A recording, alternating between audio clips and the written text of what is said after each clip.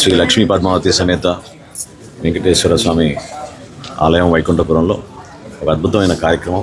సమాజానికి ఉపయోగపడే విధంగా, భక్తులకి మరింత సౌకర్యాలు కల్పించే విధంగా దాతలందరూ కూడా ముందుకొచ్చి ఒక అద్భుతమైన కార్యక్రమానికి సహకరించారు. అందులో పెద్దలు కుమారపం సుబ్రహ్మణ్యం గారు దాదాపు 30 లక్షల రూపాయలు ఆయన అందించడం జరిగింది.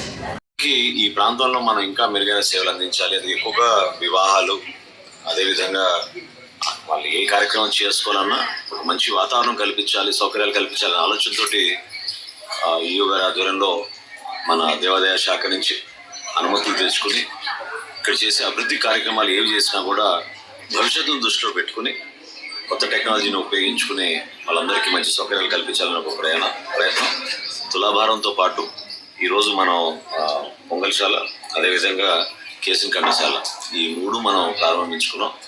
రాబోయే రోజుల్లో ఖచ్చితంగా ఇంకా ఒక ప్రణాళికబద్ధంగా ఇంకా కొన్ని కార్యక్రమాలు చేసుకుందాం. పెద్దల సహకారంతో అందరూ కూడా మనస్ఫూర్తిగా మనం అభినందిస్తున్నాను. ఈ సందర్భంగా రాబోయే రోజుల్లో కూడా మన ఆలయానికి పూర్వ వైభవం, అదేవిధంగా ఈ ప్రాంతానికి ఉన్న ప్రత్యేకతని భక్తుల కోసం మనం అంకిత భావంతో పనిచేసి ఇంకా ముందుకు తీసుకెళ్దాం మనస్ఫూర్తిగా ఈ సందర్భంగా సీతారామాంజనేయ స్వామి వారి ఆలయంలో ఆలయ నిధులతోటి ఒక అద్భుతమైన కార్యక్రమం రేపటి రోజున స్వామివారి ఆభరణలు, అదేవిధంగా రథాలు అన్నీ భద్రపరిచిన విధంగా ఎన్నో సంవత్సరాల నుంచి మనకి తెనాలి ఒక ప్రత్యేకత స్వామివారి ఆలయం.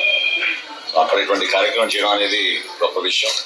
పూర్వీకులు పెద్ద మనసుతోటి వాళ్ళు ఆ రోజున స్థానికంగా ఉన్న ఒక చక్కటి ఆధ్యాత్మిక భావాన్ని పెంచడానికి కోసం శ్రీరాముడి బాటలో అందరు నడవాలని ఒక మంచి ఆలోచనతోటి నిర్మాణం చేసిన ఆలయానికి 92 లక్షల రూపాయలతోటి ఈ భవనాల నిర్మాణం, ప్రత్యేకంగా అర్చకులకి క్వార్టర్స్, అదేవిధంగా